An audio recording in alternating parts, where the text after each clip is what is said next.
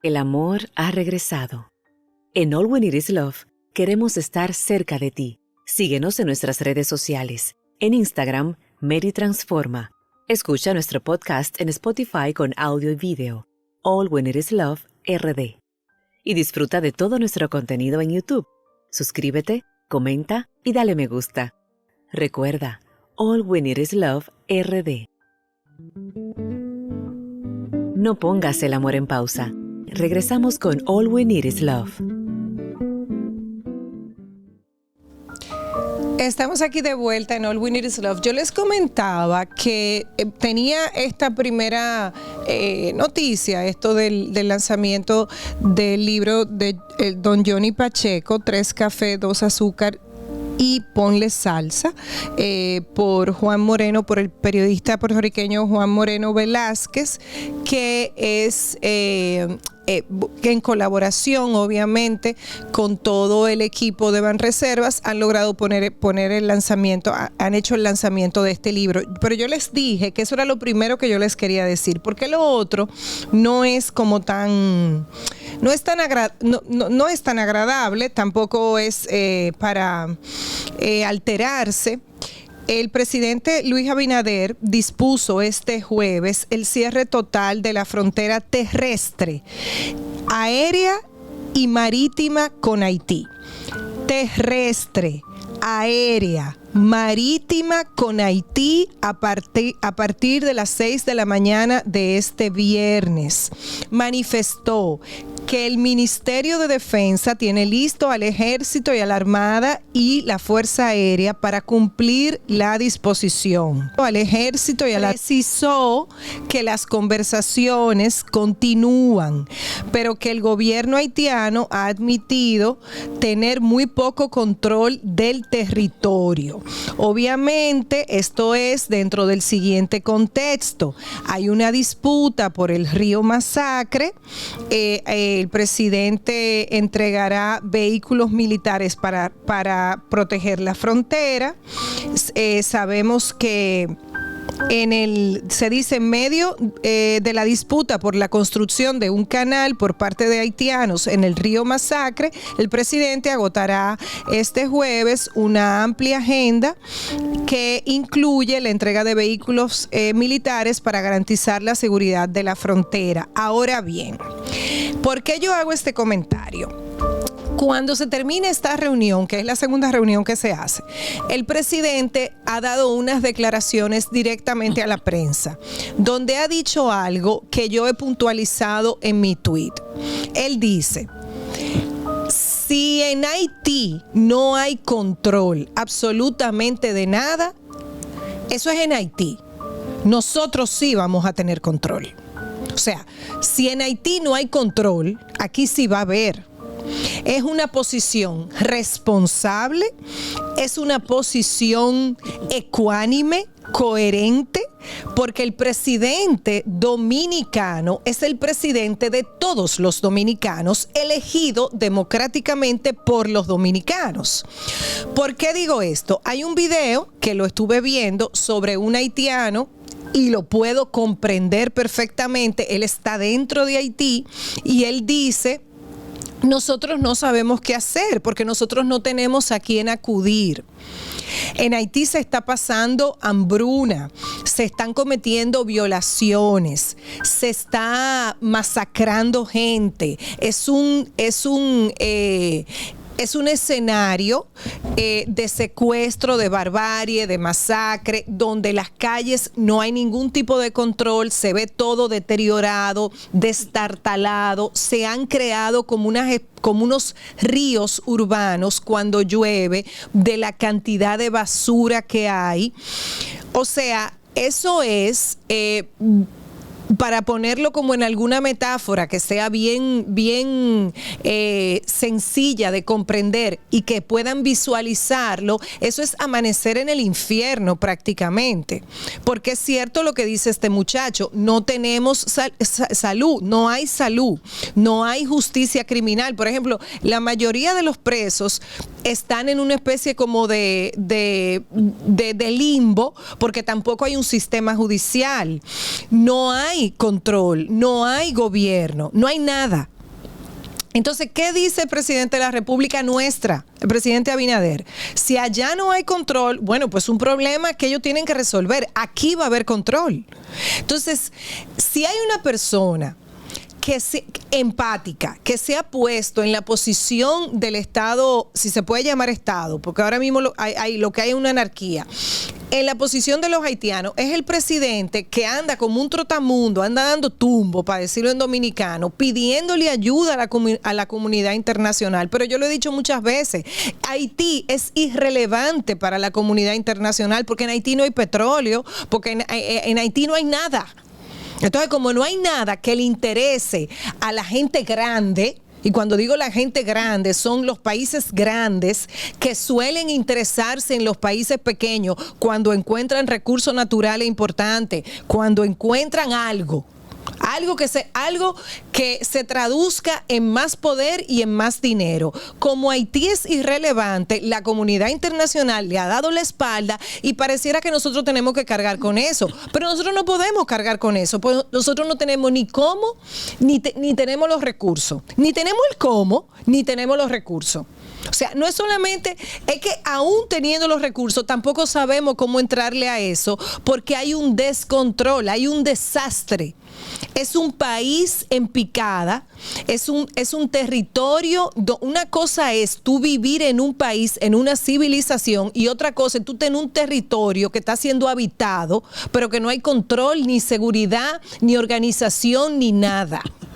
Entonces, cuando yo veo el video de este muchacho del haitiano, yo digo, sí, yo puedo comprenderlo. Él dice, ¿para dónde vamos a ir? ¿Dónde vamos a buscar los alimentos? Yo lo entiendo. Pero nosotros, ¿cómo vamos a distinguir los buenos de los malos? ¿Cómo nosotros podemos hacer esa distinción? ¿Cómo?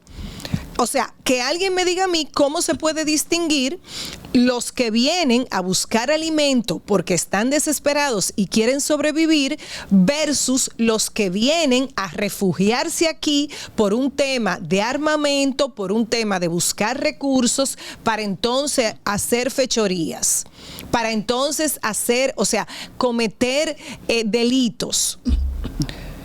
O sea, nosotros no podemos incubar. En una situación como la que está Haití, nosotros no podemos ser el caldo de incubación de eso. Nosotros no podemos ser la incubadora de eso. Entonces, ¿qué es lo que tienen que hacer los dominicanos? Apoyar al presidente de la República, no importando si usted es de un partido de oposición o si usted piensa diferente. Porque esto no se trata de que uno no tenga sensibilidad. Por supuesto que uno tiene sensibilidad. Por supuesto que uno es empático. Y uno ayuda desde el lugar que puede ayudar. Porque aquí hay mucha gente de origen haitiano que trabaja y que yo sé muy bien que reciben ayuda y que se sienten bien con las personas que trabajan. ¿Cómo usted ayuda? Pues ayudando a toda esa gente, esa comunidad trabajadora que está aquí legalmente, que no quiere verse en una situación vulnerable y que se merecen y tienen por derecho estar aquí porque están trabajando. Pues eso son lo bueno.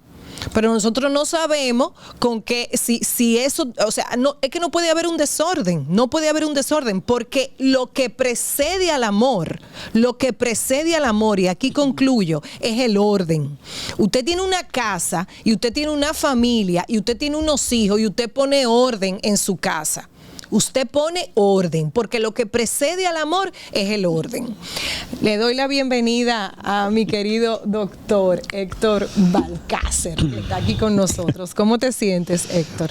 Muy buenas tardes, un placer estar con ustedes aquí, con las personas que ven y escuchan el programa en este momento y aquellos que disfrutarán del contenido posterior, como decimos siempre, con esa resaca digital, que en algunos casos es mucho mayor que el impacto que uno pueda tener en el momento, dependiendo de la información que uno pueda brindarle. Agradecer el espacio y agradecer sobre todo el privilegio de poder comunicar. Héctor, ¿qué piensas de este tema haitiano? Eres médico, eres una autoridad en la salud y yo sé que has visto de todo. Entonces, me gustaría, pero además eres una persona con un criterio y que conoce muy bien la idiosincrasia dominicana.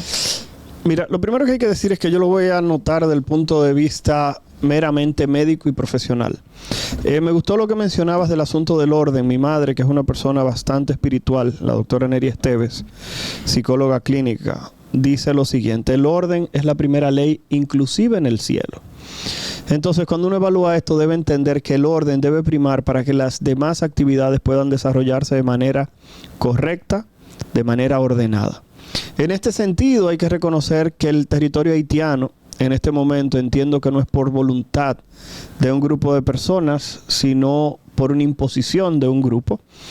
Y la realidad es que el territorio haitiano se convierte de manera ocasional en una amenaza para territorio dominicano, no por el asunto del masacre, no por el asunto de las fuentes hídricas, sino por el asunto de salud.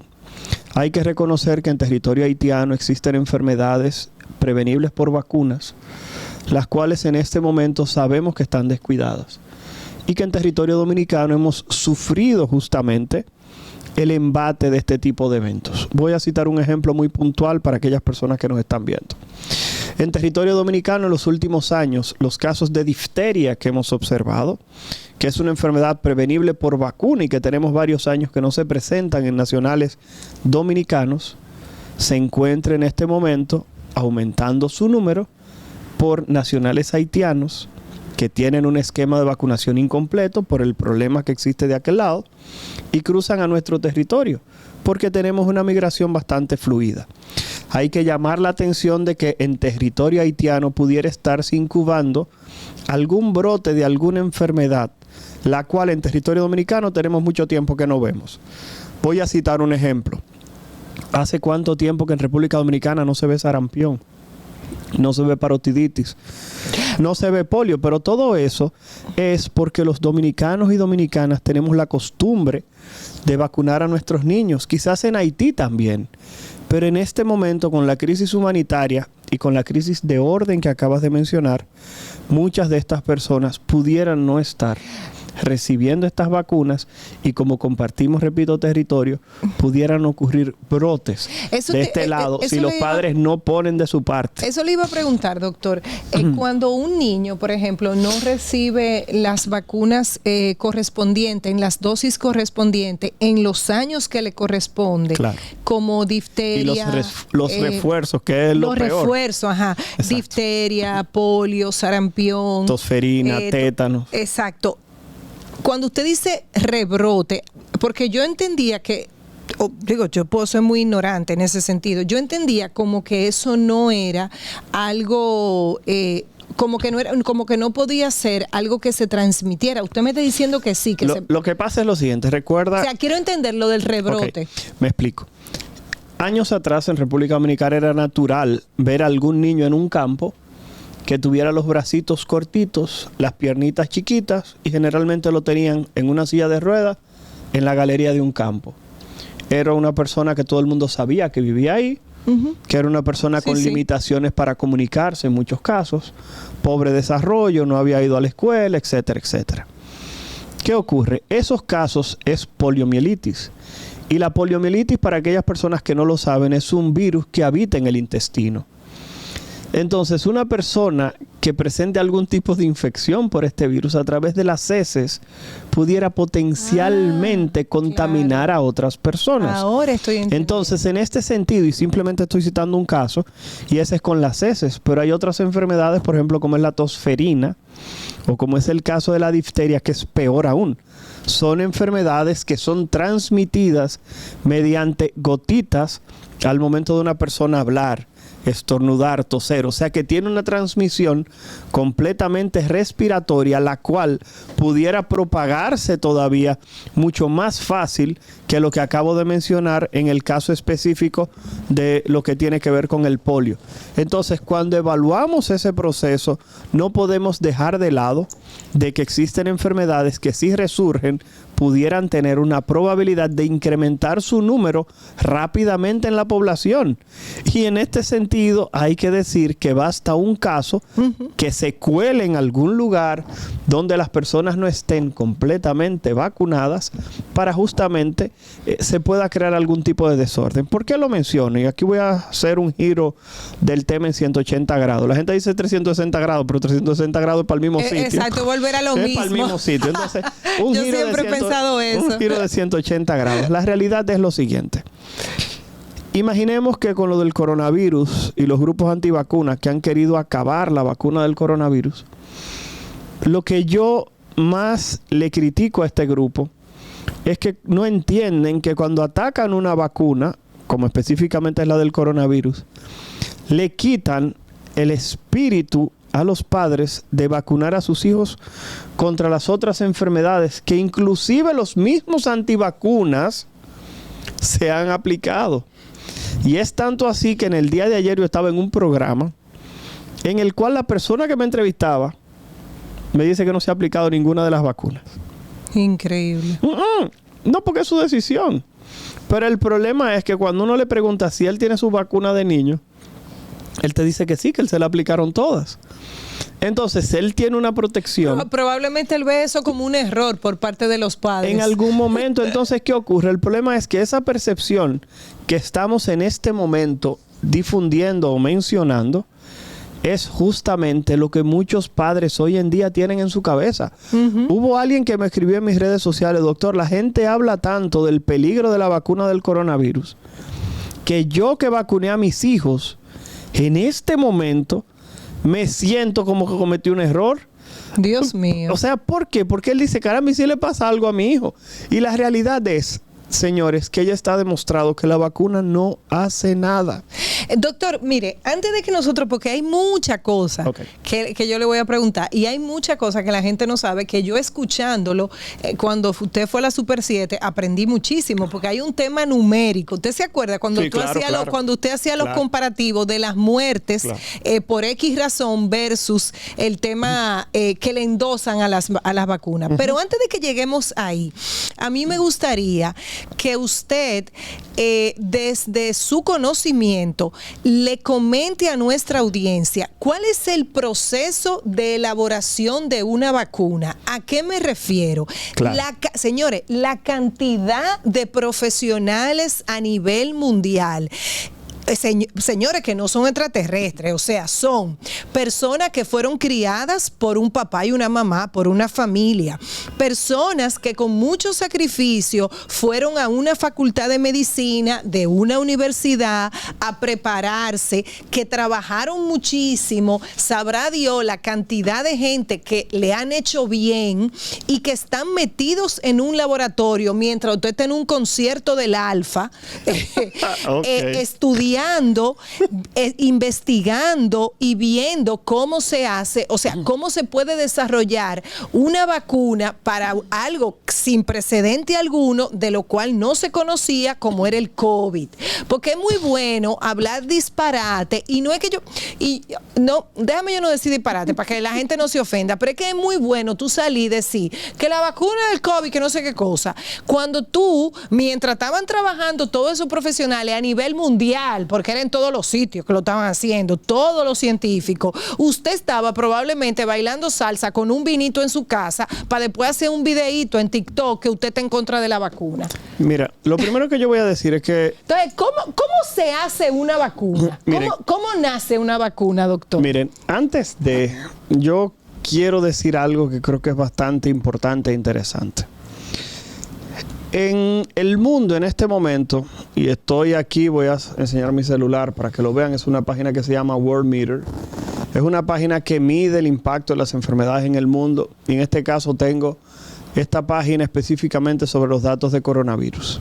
World Meter. World Meter, sí. Exacto, el medidor del mundo. Medidor del mundo. Este medidor nos dice que reportados por países ocurrieron, escuchen esto, 695 millones de casos de coronavirus. 695 millones de casos de coronavirus. La cantidad de fallecidos, 6.915.134. 6.900.000. Exacto. Señores, ustedes saben, antes de las vacunas... 6.900.000 de 695 millones. Eso da menos de un 1%. Y la gente dirá, Balcácer, pero eso no es nada. Señores, miren cuál es el problema. Antes de que apareciera la vacuna, la mortalidad del coronavirus llegó en algún momento a rozar hasta el 5%. Para que ustedes tengan una idea. Las vacunas es lo que nos ha permitido poder salir de nuestras casas. Si no fuera por las vacunas, todavía usted estuviera trancado en su casa, pidiendo delivery a su casa de un supermercado, esperando 3 días para que se lo llevaran. Bueno, no sé cómo iban a pedir delivery porque en algún momento el dinero ya no iba a dar. Claro, pero entonces, es lo que estoy diciendo. Tuviéramos en la casa, no muriendo del COVID, sino muriendo de inanición. Sí. Pero es para que tengan una idea. O sea, le estoy comentando de que las vacunas fue la herramienta que permitió a las personas salir de casa. Señores, mucha gente no sabe, y era lo que estamos diciendo, que yo tuve el desafío, el privilegio, como ustedes le quieran llamar, de laborar en 2 hospitales que en este país atendieron coronavirus. Trabajo en el Centro Médico USA en la Universidad Central del Este. Y señores, miren, yo llegué a ver familias que se moría la abuela, a los pocos días llevaban a la mamá y se moría también. Llegué a ver esa historia donde 2 hijas vieron morir a su abuela en otro centro, tuvieron que hospitalizar a su mamá a los 2 días allá en la UCE, y esas personas vieron morir tanto a su abuela como a su mamá. Y a su madre vieron morir en una habitación donde tuvieron que llevar un ventilador a la habitación porque en intensivo no había disponibilidad de camas. Y a mí la gente me pregunta y me dice que si el coronavirus era de verdad o fue creado en un laboratorio. Señores, cada vez que alguien me dice a mí que el coronavirus no existe, de verdad, a mí en la cara, lo que en los ojos, en la pupila, en la retina, lo único que tengo es la imagen de esas 2 jóvenes paradas en la puerta de la UCE, donde el personal, los camilleros del centro médico llevando tanques de oxígeno. Ustedes saben el oxígeno que consume un ventilador. Y esa paciente que ni siquiera era mía, que presentó esa gravedad, yo pasándole visita a otros pacientes, todo el centro médico se desbordó a atender a esa señora. Y esas 2 jóvenes vieron a su mamá ahogarse, literalmente sin poder respirar en una cama, con un ventilador aplicado, una intensivista metida en la habitación. O sea, le estoy diciendo que son imágenes que uno lo único que puede decir es Dios libre. Pero usted no entiende que usted está hoy en día libre de eso justamente porque tiene las vacunas. Doctor. Pero déjame terminar este último chin, porque el problema es que con este último brote que tuvimos en diciembre, los pacientes que tuvimos que hospitalizar fueron personas que yo no digo que ellas se lo buscaron, porque la realidad es que uno no quiere culpar a nadie. Pero nos tocó hospitalizar a personas, repito, esto fue tan temprano como diciembre del año pasado, que tuvimos un brote más o menos importante. Y todas las personas que hospitalizaban, el denominador común eran personas que no tenían su esquema de vacunación completo, que hoy en día son 3 dosis. Personas que llegaron a decir que eran pastores de alguna iglesia protestante, para no decir cuál en particular, que había llegado del extranjero y que no se había aplicado su vacuna. ¿Y qué pasó con ese señor? Al otro día se murió. Entonces, la realidad es que hay gente que dice, bueno, pero míralo ahí, los que no se quieren vacunar se ponen malos. La atención hay que brindársela a todo el mundo. Estoy de acuerdo con eso, pero la realidad es que cuando tú me preguntas cuál es el proceso para una vacuna, lo primero es que la vacuna, lo que se hace es que primero se busca un método que produzca algún tipo de respuesta inmunológica. Habitualmente se hace en animales. Quédese ahí porque tenemos que irnos a una pausa. Claro. Y quiero retomar en eso, en el proceso de la elaboración de la vacuna, para entonces entrar ahorita en los comparativos que usted hacía sobre el tema de la mortalidad. Ya volvemos. No pongas el amor en pausa. En breve regresamos con All We Need Is Love.